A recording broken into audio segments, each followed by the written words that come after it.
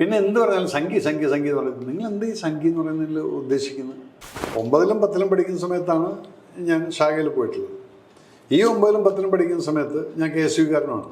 ഒരു ദിവസം എന്നെ പൊക്കിക്കൊണ്ട് അവിടെ കൊണ്ടുപോയി ഒരു പാർട്ടി ഓഫീസിൽ കൊണ്ട് പിറ്റേ ദിവസം ഭയങ്കര അടിയാണെന്ന് സ്കൂളിനകത്ത് തിരിച്ച് ഞാൻ KSU തന്നെ വന്നു. കാരണം എന്നെ അവിടെ കൊണ്ടുപോയത് ഞാൻ കണ്ടിട്ടുള്ളതിൽ ഏറ്റവും അധികം പെട്രിയോട്ടിസം ഉള്ളത് BJPക്കകത്താണ്. അത് കുട്ടിക്കാലം മുതൽക്ക് ബാലശാഖയിലൊക്കെ പോകുന്ന സമയത്തും അവിടെ നമ്മളെ പഠിപ്പിക്കുന്ന രാഷ്ട്രം, നീ നിൽക്കുന്ന മണ്ണ്, ഈ ധ്വജം, ഇതിനൊക്കെയാണ് പഠിപ്പിച്ചിട്ടുകൊണ്ടിരിക്കുന്നത്. ശാഖയിൽ പോയിട്ടുണ്ട്. അപ്പോൾ പിന്നെ ഞാൻ ബാലശാഖയിൽ പോകും. ബാലശാഖ എന്ന് പറയുന്നത് 5 മണി മുതൽ 6 മണി വരേക്കുള്ളതാണ്. അത് ഞങ്ങളുടെ ഞാങ്ങാട്ടി അമ്പലത്തിന്റെ കൂത്തുമാടത്തിന്റെ പിറകിലാണ് ഈ ഇത്തരം എന്താന്ന് വെച്ചാല് പല ആളുകളുടെ സംശയമാണ് ഇത് എങ്ങനെയാണ് BJPയിലേക്ക് ആകർഷിക്കപ്പെട്ടത്, എങ്ങനെയാ വന്നത് എന്നുള്ള വഴിയൊന്നും അറിയാൻ വേണ്ടി ഇനിയും ക്ലിയർ ചെയ്ത് തരാം. 9ലും 10ലും പഠിക്കുന്ന സമയത്താണ് ഞാൻ ശാഖയിൽ പോയിട്ടുള്ളത്. ഈ 9ലും 10ലും പഠിക്കുന്ന സമയത്ത് ഞാൻ KSUക്കാരനാണ് സ്കൂളിൽ. കാരണം അവിടെ ABVP ഒന്നുമില്ല. അന്ന് ഏറ്റവും അധികം കൂടുതൽ എൻ്റെ ഫ്രണ്ട്സുള്ളത് KSUവിലാണ്. പിന്നെ വീട്ടിൽ നിന്ന് വോട്ട് ചെയ്യാൻ പോയിരുന്നത് ഇതിൽ അമ്മായി മുത്തശ്ശി ഇവരൊക്കെ കോൺഗ്രസ്സുകാർ. ഇന്ദിരാഗാന്ധിയുടെ ഫോട്ടോ അല്ലെങ്കിൽ നെഹ്റുവിൻ്റെ ഫോട്ടോ തറവാട്ടിലുണ്ടാവും. നമുക്ക് രാഷ്ട്രീയമൊന്നും അറിയില്ല. എൻ്റെ കൂട്ടുകാർ കൂടുതലുണ്ടായിരുന്നത് KSUവിനകത്താണ്. ഞാനിവിടെ KSUക്കകത്ത്. കമ്മ്യൂണിസ്റ്റുകാർ ട്രൈ ചെയ്തു, SFIക്കാർ. ഒരു ദിവസം എന്നെ പൊക്കിക്കൊണ്ട് അവിടെ കൊണ്ടുപോയി ഒരു പാർട്ടി ഓഫീസിൽ കൊണ്ട് പിറ്റേ ദിവസം ഭയങ്കര അടിയാണെന്ന് സ്കൂളിനകത്ത് തിരിച്ച് ഞാൻ KSU തന്നെ വന്നു. കാരണം എന്നെ അവിടെ കൊണ്ടുപോയത്. അപ്പം ഈവനിങ് ആയി കഴിഞ്ഞ് ശാഖയിൽ പോകുന്നുണ്ട്. അവിടുത്തെ ഒരു ഡിസിപ്ലിൻ ഉണ്ട്. 5 മണിക്ക് കൃത്യം ധ്വജം ഉയർത്തി പ്രാർത്ഥന കഴിഞ്ഞ് പിന്നെ കളിച്ച് എന്നെ കാര്യങ്ങളൊക്കെ സംസാരിച്ച് അല്ലെങ്കിൽ 1 മണിക്കൂർ കഴിയുമ്പോൾ കൃത്യമായിട്ട് പോകാം. ആ ഒരു ഡിസിപ്ലിൻ അന്ന് തുടങ്ങിയിട്ടുണ്ട്. പിന്നെ എവിടുന്നാണ് BJP എന്നുള്ളത്? പട്ടാളത്തിൽ ഇരുന്ന സമയത്ത് മാക്സിമം ടൈമിലും കോൺഗ്രസ് ആയിരുന്നു ഭരിച്ചത്. ഈ സമയത്തൊക്കെ ഞാൻ കാർഗിലുണ്ടായിരുന്ന സമയത്ത് പോലും 96 അവിടെ നിന്ന് പാകിസ്ഥാൻകാർ പല സമയത്തും ഷെല്ലിങ് നടത്താറുണ്ട്. പക്ഷെ ഞങ്ങൾ ഡൽഹിയിൽ നിന്ന് പെർമിഷൻ വരണം തിരിച്ചടിക്കും. ഇത് ഞാൻ അനുഭവിച്ചിട്ടുള്ളത്. പോസ്റ്റ് 43 ഈ പിക്കറ്റ് 43 അതിൻ്റെ ബേസിൽ ഉണ്ടാക്കിയിട്ടൊരു കഥയാണ്. ഈ പോസ്റ്റ് 43ക്കകത്ത് ഇതുപോലെ ഇങ്ങനെ അടുത്ത് ഷെല്ലിങ് വേണമെന്നിരിക്കും. ഡെയിലി പോയിട്ട് നമ്മൾ ഷെല്ല് പെറുക്കും. പക്ഷെ തിരിച്ച് അങ്ങോട്ടടിക്കാൻ നമുക്ക് ഓർഡറില്ല. എന്നിട്ട് ഒളിച്ച് ബങ്കറിൽ ഇങ്ങനെ ഇരിക്കുക. ഇതായിരുന്നു ഈ സംഭവമാണ് മാറിയത് മോദിജി വന്നതിന് ശേഷം. അവിടെയാണ് ഞാൻ ഹാർഡ് കോറായിട്ട് രാഷ്ട്രീയത്തിലോട്ട് വരാൻ വന്നതിന് ശേഷമാണ് മൂപ്പർ പറഞ്ഞ് ഏക് ഗോളി ആയകത്തോ ബസ് 100 ഗോളി യാസെ ദേനാണുള്ളത്. ഒരു ഉണ്ട അവിടുന്ന് വന്നു കഴിഞ്ഞാൽ ഇവിടുന്ന് 100 നീ അടിച്ചോ, അതിന് കണക്കൊന്നുമില്ല എന്നുള്ളത്. ഇതൊരു പട്ടാളക്കാരനെ സംബന്ധിച്ചിടത്തോളം അവൻ്റെ മൊറാൾ ബൂസ്റ്റിംഗ് ഫാക്റ്റാണ്. ഐ ആം പവർഫുൾ എന്നുള്ളത് അവിടെയാണ് വരുന്നത്. നേരെ മറിച്ച് ഞാൻ കയ്യും കെട്ടിയിരിക്കുകയാണ്, തോക്കുണ്ട് ഇവിടെ, എനിക്ക് പെർമിഷൻ വേണം. അവനടിക്കുമ്പോൾ ഒക്കെ നമ്മൾ ഒളിഞ്ഞിരിക്കുക. ഇപ്പം അവനെ അടിക്കാൻ വേണ്ടി കാത്തിരിക്കുകയാണ്, തിരിച്ചടിക്കാൻ വേണ്ടിയിട്ട്. അപ്പം എന്തായി? അവിടുന്ന് അടിയില്ല. ഇപ്പം എന്തായി കഴിഞ്ഞ 10 വർഷമായിട്ട് അവിടുന്ന് അടിയില്ലാത്തത്? ഇതുപോലെ ഭീകരാക്രമണം, ഇപ്പോൾ പേൽഗാം പോലെ, അല്ലെങ്കിൽ ബസ് ബ്ലാസ്റ്റ് ചെയ്യുക, അതിന് തിരിച്ചടി കിട്ടിയത് കൊണ്ടാണല്ലോ ഇതൊക്കെ ഇങ്ങനെ വരുന്നത്. നേരെ മറിച്ച് ഈ സർജിക്കൽ സ്ട്രൈക്ക് എന്ന് പറയുന്നത് പുൽവാമ അറ്റാക്കിന് ശേഷം നടത്തിയിട്ടാണ് നിങ്ങൾ ആദ്യമായിട്ട് അറിയുന്നത്. മറ്റത് പലതും ചെയ്യുമായിരുന്നു. ഗവൺമെൻറ് പെർമിഷൻ ഇല്ലാതെ പല പട്ടാളക്കാരും ചെയ്തിട്ടുണ്ട്. പക്ഷെ അതൊന്നും പുറത്തു വരാറില്ല, പുറത്തു വരാൻ പാടില്ല. പാകിസ്ഥാനെ വേദനിപ്പിക്കരുത്, ഇതായിരുന്നു പോളിസി. ഇവിടെ അതല്ല. അगर तूने यहाँ आके बस ഇവിടെ നിന്ന് നീ വന്നിട്ട് വെറുതെ മാന്തിയിട്ട് പോയി ഞങ്ങൾ ചൊറിഞ്ഞ് പൊളിച്ച് കളയുന്നത്. ഇതാണ് ഇപ്പോഴത്തെ ആറ്റിറ്റ്യൂഡ്. അതുകൊണ്ടാണ് ഞാനത് ഇനിയിപ്പോൾ നാളെ ഇതേ BJP വേറൊരു ലീഡർഷിപ്പിനകത്ത് വന്ന് ആ ലീഡർ വേറൊരു ഡിപ്ലോമസിയിലോട്ട് പോവുകയാണെന്നെങ്കിൽ ചിലപ്പോൾ ഞാൻ I will not be agreeing for that. എൻ്റെ ഇതൊക്കെ തന്നെയാണ്. യോഗി ആദിത്യനാഥിന് എന്താണ് ഗുണ്ടാസിനെ എങ്ങനെ നിങ്ങൾ നിലക്കി നിർത്തി? ഇപ്പം ഇവിടെ ഓപ്പറേഷൻ തൂഫാൻ തുടങ്ങിയിട്ടുണ്ട്. അത് ഇനിയും ഞാൻ പറയുന്നു, ഇനിയും എനിക്ക് അവരായിട്ട് ഡിസ്കസ് ചെയ്യാനുണ്ട്. ഇതിൻ്റെ ശരിയായിട്ടുള്ള ആണികൾ ആരാണെന്നുള്ളത് ഇവിടുത്തെ സമൂഹത്തിനകത്ത് ഞെളിഞ്ഞ് നടക്കുന്ന കുറേ എണ്ണം ഉണ്ട്. ഇവർക്ക് എത്താനുള്ളത് ഞാൻ ചെയ്യുന്നുണ്ട്, എത്തുമോ? അതെന്നെക്കൊണ്ട് ചെയ്യുന്നില്ല. അപ്പം എന്താണ്, അത് BJP ആയതുകൊണ്ടാണ് ഞാനത് ചെയ്യുന്നത്. പക്ഷേ ഇവിടെ രമേശ് ഏട്ടൻ ഈ ഡ്രൈവ് നടത്തിയിട്ട് ഇപ്പം ഡെയിലി പിടിക്കുന്നുണ്ട് പിള്ളേർ. ഈ പിള്ളേരല്ല ഇത് എവിടുന്നാണ് സാർ വരുന്നത്? ഇതിൻ്റെ എവിടുന്നാണ് ഈ ഉറവ ഉള്ളത്?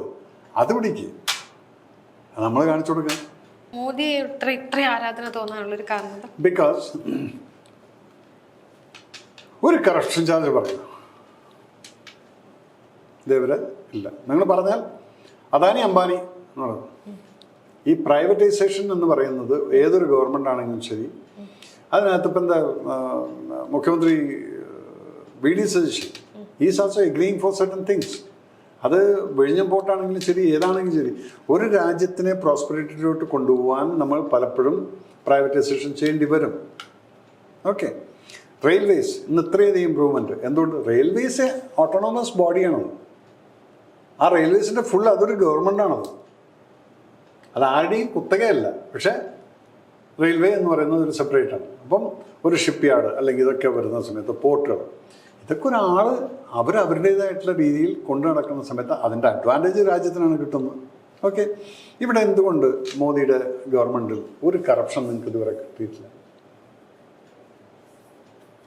നിങ്ങൾ പണ്ടുണ്ടായിരുന്ന സമയത്ത് 2014 വരയ്ക്ക് 2G ഹെലികോപ്റ്റർ, അതുപോലെ തന്നെ റഫാലിൻ്റെ അല്ല മറ്റേ ഇതുണ്ടായിരുന്നു, റഫാലിൻ്റെ തന്നെയാണെന്ന് തോന്നുന്നു, ബോഫേഴ്സ്, ഇതെല്ലാം ഇതിനകത്ത് വന്നിട്ടില്ലായിരുന്നു. എല്ലാം കിക്ക് ബാക്സ് എടുത്തിട്ടുണ്ട്. ഇപ്പോഴും ഡീലിങ്സ് നടക്കില്ലേ? ഇപ്പോഴും എന്താണ് മോദി എന്താ പറഞ്ഞിരിക്കുന്നത്? Make in India. Why do we have to get it? നിങ്ങൾ അറിയാത്തൊരു കാര്യമുണ്ട്. ബോഫേഴ്സ് നിങ്ങൾ സ്വീഡൻ കൊണ്ടുവന്നു ഇവിടെ. ഓക്കെ, അന്ന് അതിൻ്റെ കിക്ക് ബാക്ക് എടുത്തു എന്നുള്ള കേസൊക്കെ നടക്കുന്നുണ്ടായിരുന്നു. മോദി വന്നതിന് ശേഷം എന്താ ചെയ്ത്? മേക്ക് ഇൻ ഇന്ത്യ എന്നുള്ള പോളിസിയിൽ ഇതേവരെ നിങ്ങൾ അറിഞ്ഞു കാണില്ലായിരിക്കും. ഇപ്പോൾ ഒരു ബോയിങ് ടേക്ക് ഓഫ് ചെയ്തപ്പോഴത്തേക്ക് തന്നെ എല്ലാവരും പറഞ്ഞു, ആ make in India, Boeing flight കയറി ATR ഇറങ്ങിപ്പോയിരിക്കുന്നു. ഈ ബോഫേഴ്സിൻ്റെ ഡ്യൂപ്ലിക്കേറ്റ് നമ്മൾ മേക്ക് ഇൻ ഇന്ത്യ ഉണ്ടാക്കി. ഇതിൻ്റെ രണ്ടിൻ്റെയും ടെസ്റ്റ് ഫയറിങ് ഞാൻ കണ്ടതാണ് ദേവലാലിയിൽ പോയിട്ട്. 2 years ബാക്ക് എൻ്റെ കോസ്മേറ്റ് ആയിരുന്നു അവിടെ, സ്കൂൾ ഓഫ് ആർട്ട് കമാൻഡായിരുന്നു. ആ സമയത്ത് we had A get together. ഞങ്ങൾ ചെറുപ്പകാലത്ത് സെക്കൻഡ് ലെഫ്റ്റനൻ്റ് ആയിരിക്കുമ്പോൾ YOC ചെയ്തിട്ടുള്ള ഞങ്ങളുടെ ഒരു 25-30 ഫാമിലീസ് എല്ലാവരും കൂടെ ഗെറ്റ് ടുഗദർ. അന്ന് ഇവൻ ഇത് ഡെമോൺസ്ട്രേഷൻ കാണിച്ചു. ഇതെങ്ങനെയാണെന്ന് വെച്ചാൽ ബോഫേഴ്സ് ഒറിജിനൽ ഇവിടുന്ന് വരും, നമ്മളിവിടെ ഇരിക്കുകയാണെങ്കിൽ ഇവിടുന്ന് വരും. Indian make will come from here and they will face a target. Target എന്ന് പറഞ്ഞാൽ വലിയ മൗണ്ടൻസാണ്. ഈ വരുന്നതും ഇവിടുന്ന് ഈ സ്റ്റാർട്ട് ലൈനിൽ നിന്ന് ഇവിടെ തുടങ്ങിക്കഴിഞ്ഞാൽ ഇവൻ വന്ന് ഇവിടുന്ന് ഫയർ ചെയ്യുന്ന വരയ്ക്കുള്ള ടൈമിംഗ് ആണ് നമ്മൾക്ക് തന്നെ കാണാം ഒരു സ്ക്രീനിൽ. 000 എന്ന് പറഞ്ഞിട്ട് അതിങ്ങനെ 1 second 2 second ഇപ്പുറത്തും 1 second 2 second റെഡി റിപ്പോർട്ട് പറയുന്നവരൊക്കെയാണ് ലോഡ് ചെയ്ത് റെഡി ഫയർ ചെയ്യാൻ.